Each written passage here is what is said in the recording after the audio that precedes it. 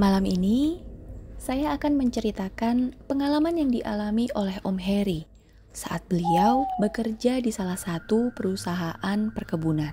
Peristiwa ini terjadi sekitar awal tahun 90-an. Waktu itu, Om Heri bekerja di pedalaman Sumatera. Tempatnya juga sangat terpencil. Jauh banget dari mana-mana. Karena memang lokasinya sendiri benar-benar di tengah hutan. Lebih tepatnya, hutan karet. Jadi ceritanya, Om Heri diterima bekerja di perusahaan perkebunan dan letaknya itu di daerah sekitar Martapura, Sumatera Selatan. Om diterima sebagai pengawas perkebunan karet yang total luasnya mencapai ribuan hektar.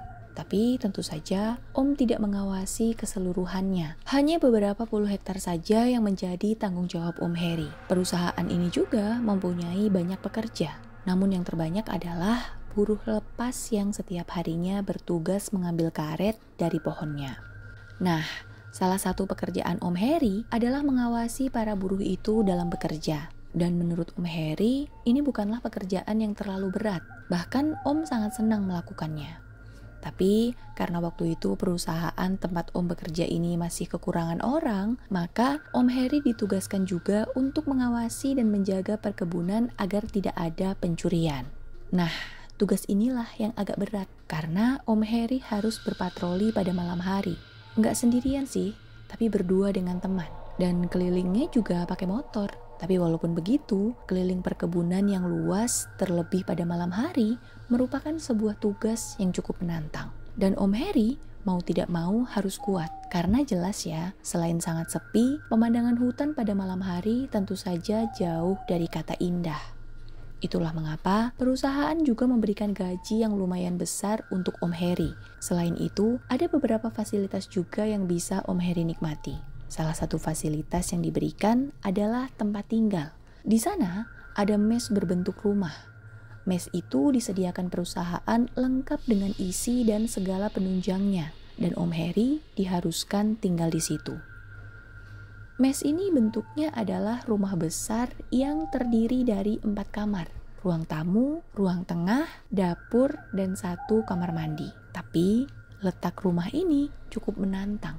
Karena berada di tengah-tengah perkebunan karet, di mana itu adalah satu-satunya rumah yang ada di sana. Jarak menuju desa terdekat saja sekitar 1 jam perjalanan menggunakan motor. Jadi kebayang ya betapa terpencilnya rumah itu. Oh iya, satu lagi. Rumah ini juga tidak berpagar, melainkan langsung berhadapan dengan hutan karet. Dan yang paling seru adalah rumah ini belum ada aliran listrik. Penerangannya hanya mengandalkan petromak dan lampu templok minyak tanah.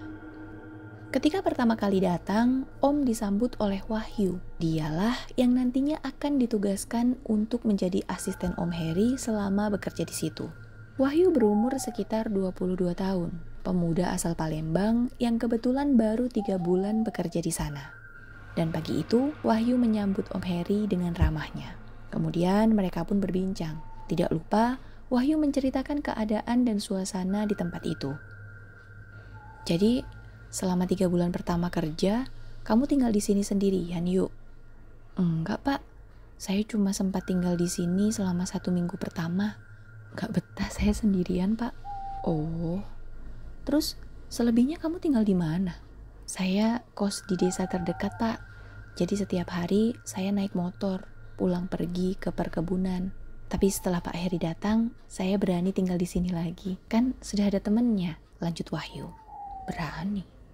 Berarti sebelumnya Wahyu gak berani tinggal di rumah itu, pikir Om Heri. Tapi pikiran itu hanya berkelebat di kepala Om Heri. Dan nantinya, memang hanya mereka berdua saja yang akan tinggal di rumah itu. Hari pertama bekerja, Wahyu mengajak berkeliling wilayah perkebunan yang nantinya akan menjadi wilayah tanggung jawab Om Heri. Sekaligus memperkenalkan Om Heri dengan semua buruh karet yang bekerja di situ. Dan wilayah perkebunan itu sangat luas. Sepanjang jalan berkeliling menggunakan motor, mereka hanya menemui barisan pohon karet yang berjajar rapi. Dan di pinggir perkebunan terlihat hutan yang cukup rindang. Hari itu cukup melelahkan karena sehari penuh mereka berkeliling melihat keadaan perkebunan. Barulah sekitar jam 5 sore mereka pulang. Saat malam menjelang, Wahyu dengan cekatan menyalakan lampu petromak dan semua lampu templok di seluruh ruangan, sehingga suasana rumah menjadi cukup terang. Walaupun keadaan di sekeliling rumah mulai gelap, pekatnya malam bahkan seperti menutup semua pemandangan kebun karet. Selepas Isya, mereka berbincang di teras depan. Ada 2 kursi dan 1 meja yang menjadi tempat mereka ngobrol. Pemandangan depan rumah sangat gelap. Hanya ada siluet pohon karet dan rumput liar di sela-selanya. Jadi bisa dibilang cukup menyeramkan. Apalagi suasananya benar-benar sepi. Namun semakin malam, suara-suara binatang malam mulai terdengar mengiringi suasana. "Pak Heri, nanti tidur di kamar tengah aja ya Pak. Saya di kamar depan, soalnya kamar yang tengah lebih besar dari kamar lainnya," ucap Wahyu di tengah pembicaraan. Dan Om Heri hanya mengiyakan saja. Sekitar jam 9 malam, mereka masuk ke kamar masing-masing. Om Heri yang lelah mencoba untuk tidur lebih awal. Persis di depan kamar Om Heri adalah ruang tengah, sedangkan kamar Wahyu ada di sebelah kanan. Sementara 2 kamar lainnya ada di belakang bersama dapur dan kamar mandi. Waktu itu, Wahyu mematikan petromak yang ada di ruang tengah dan hanya menyisakan lampu templok di masing-masing kamar saja. Tapi rupanya, niat Om Heri yang ingin tidur cepat tidak terlaksana karena sampai jam menunjukkan pukul 12.30 malam, matanya belum juga terpejam. Walaupun badan terasa capek, tapi entah kenapa dia tidak mengantuk. Dan karena tidak ada yang bisa dilakukan di kamar itu, Om Heri pun hanya bisa melamun sambil menunggu kantuk datang. Hembusan angin malam menembus jendela kamar yang berbatasan langsung dengan perkebunan karet, dan anginnya itu dingin menusuk tulang. Terdengar juga suara binatang-binatang malam bersahutan. Tidak lama kemudian, dari kejauhan terdengar suara lolongan anjing hutan, dan anjing itu melolong panjang. Saat itu, Om Heri mulai merasakan hal yang tidak lazim. Ketika lolongan anjing, intensitasnya menjadi semakin sering. Karena biasanya, lolongan anjing hutan memiliki banyak arti. Tapi tiba-tiba, lolongan anjing berhenti, dan suasana menjadi sangat sepi. Keadaan sepi ini berlangsung cukup lama. Lalu ketika jam sudah hampir pukul 1 pagi, Om Heri kembali mendengar suara yang cukup menarik perhatian.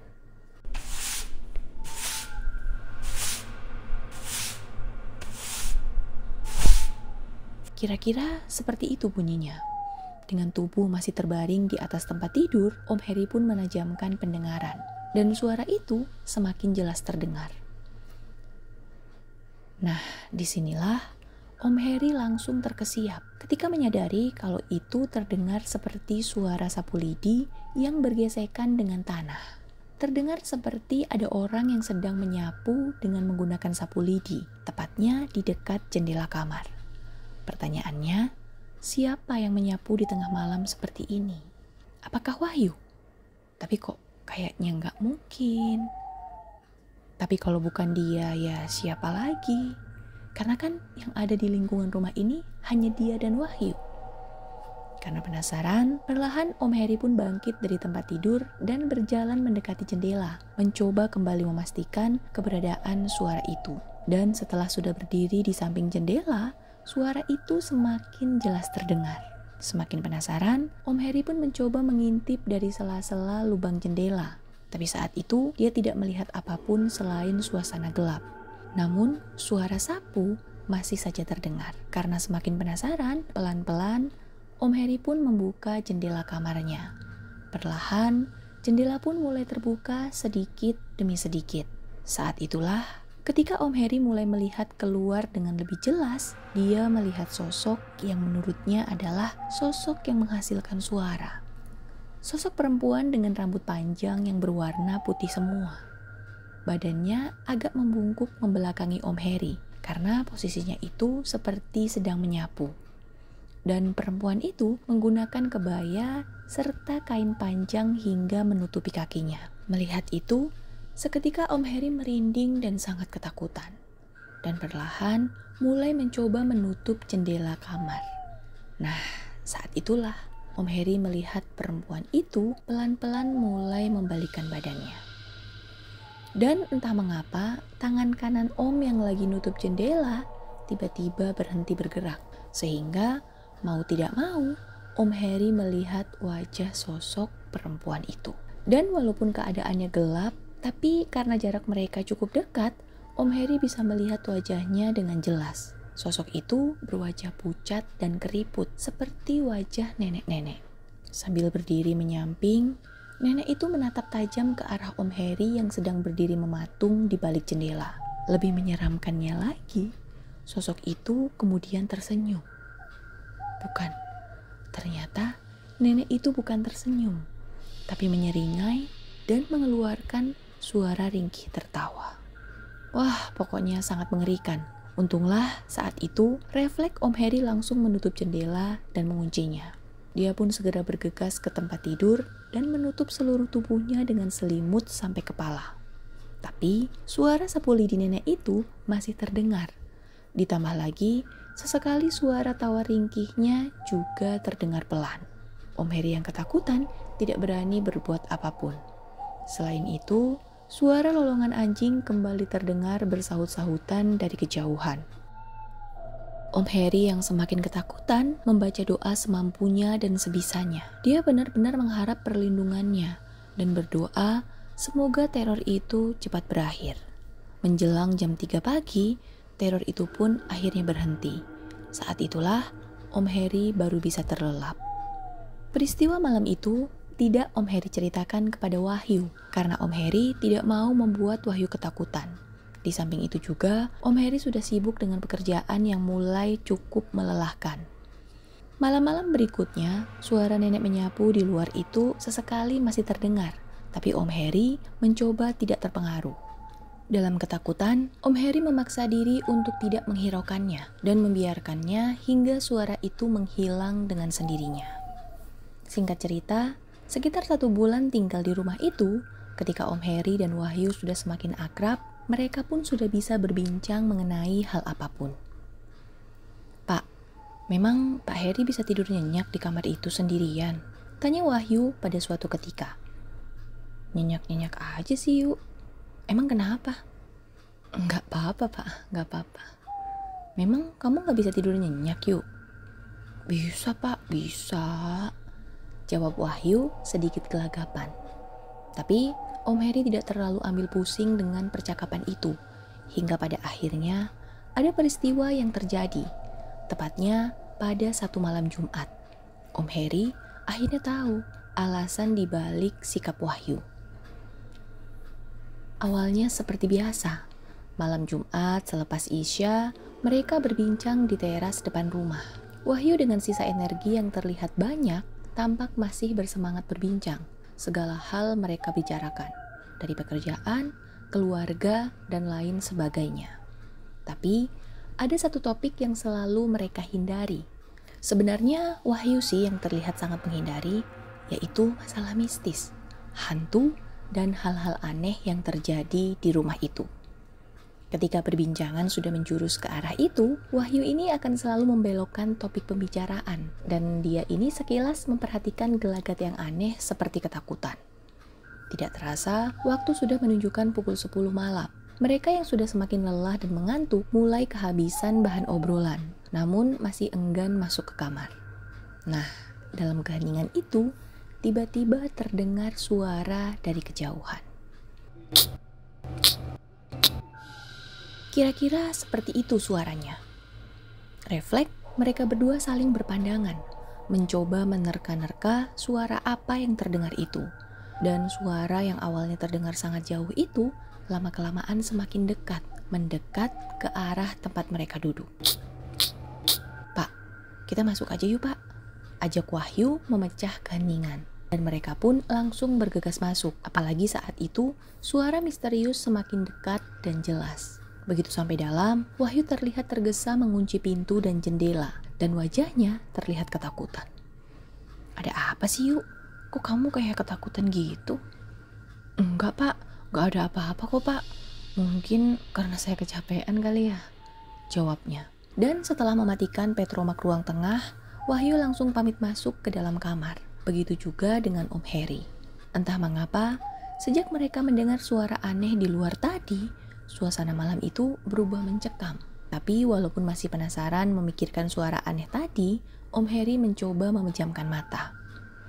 Namun nyatanya, sampai jam 11 malam Om Heri masih belum bisa tidur juga. Rasanya hatinya tidak tenang. Nyamuk-nyamuk yang semakin ganas memaksa Om Heri untuk memasang kelambu mengelilingi tempat tidur. Namun karena belum juga bisa tidur, Om Heri pun hanya bisa melamun sambil bergulang-guling ke kanan dan ke kiri. Sampai akhirnya, tepat di jam 12 malam, Om Heri mendengar suara. Suara yang bersumber dari luar kamar. Ini adalah suara yang sama persis dengan yang dia dan Wahyu dengar sewaktu di luar tadi. Dan kali ini suaranya sangat dekat, bukan dari luar rumah, tapi berasal dari dalam rumah. Wah, saat itu Om Heri mulai merasa takut. Dia pun semakin ketakutan ketika yakin kalau suara itu bersumber dari ruang tengah. Apalagi suara itu semakin lama semakin sering terdengar dan semakin jelas. Tapi tiba-tiba, selang beberapa menit kemudian, suara itu hilang dan suasana kembali hening, bahkan sangat hening. Waktu jam hampir menunjukkan pukul 1 malam, Om Heri yang masih belum bisa tidur tiba-tiba mendengar suara dari ruang tengah. Pak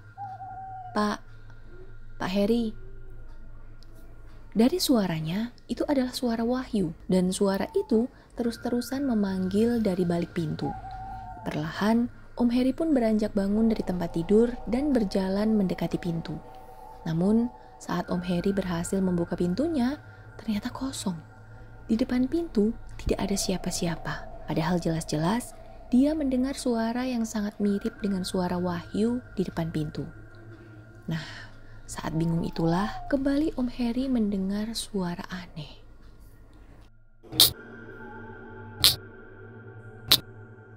Kali ini, suara itu terdengar sangat jelas dan keras, menandakan kalau sumber suaranya sangat dekat.